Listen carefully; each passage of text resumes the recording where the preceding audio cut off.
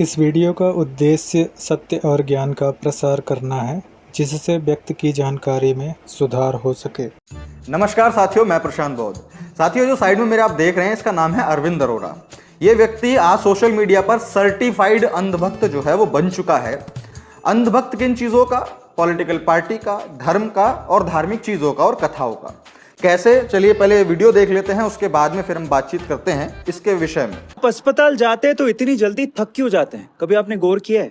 चलो सांस का एक और रहस्य आपके सामने खोलता हूँ। देखो, क्या आपको पता है कि जब हम सांस लेते हैं तो इसमें हवा के अलावा एक रहस्यमयी चीज भी होती है, और वो सिर्फ हवा नहीं है जिसकी वजह से हम लोग जिंदा रहते हैं।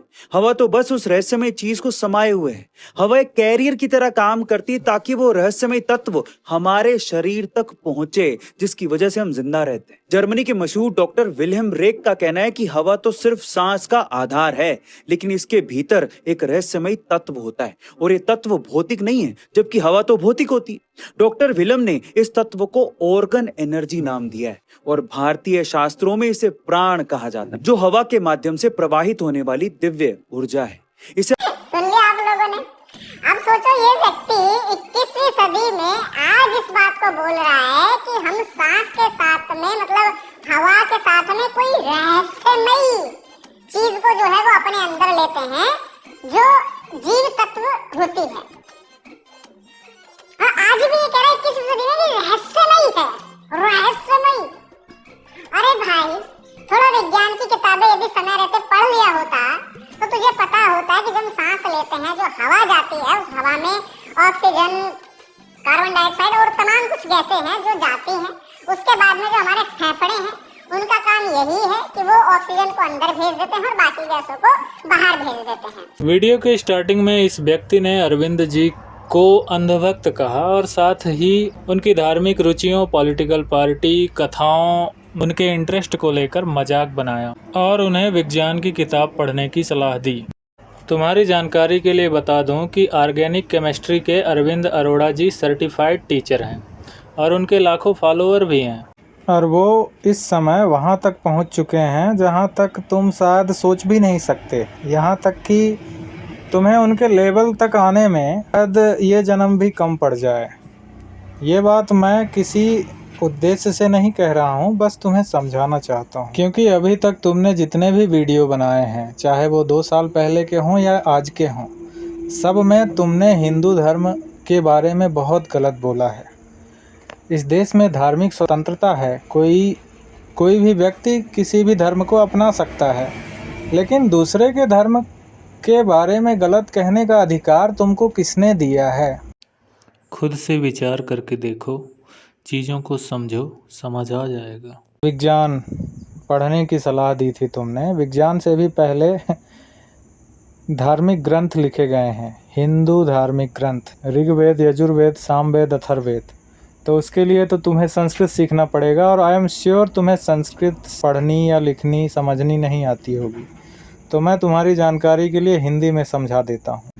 प्राण का अर्थ योग अनुसार उस वायु से है जो हमारे शरीर को जीवित रखती है। शरीरांतर्गत इस वायु को ही कुछ लोग प्राण कहने से जीवात्मा मानते हैं, और इस वायु का मुख्य स्थान हृदय में है।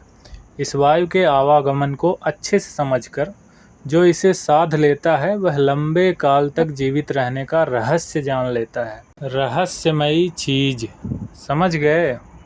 और भी सुनो। वायु के 5 तरह के रूप होते हैं: व्यान, समान, अपान, उदान और प्राण। 5 तरह से रूप बदलने के कारण ही व्यक्ति की चेतना में जागरण रहता है, स्मृतियाँ सुरक्षित रहती हैं, पाचन क्रिया सही चलती रहती है और हृदय में रक्त प्रवाह होता रहता है। इनके कारण ही मन के विचार बदलते रहते या स्थिर रहते हैं। सिर्फ हवा ही नहीं है। व्यान का अर्थ जो चर्बी तथा मांस का कार्य करती है। समान नामक संतुलन बनाए रखने वाली वायु का कार्य हड्डी में होता है, हड्डियों से ही संतुलन बनता भी है। अपान का अर्थ नीचे जाने वाली वायु, यह शरीर के रस में होती है। उदान का अर्थ ऊपर ले जाने वाली वायु, और यह हमारे स्नायु तंत्र में होती है। इस चित्र के माध्यम से तुम और अच्छे से समझ सकते हो। प्राणवायु, उदान वायु, व्यान वायु, समान वायु, अपान वायु।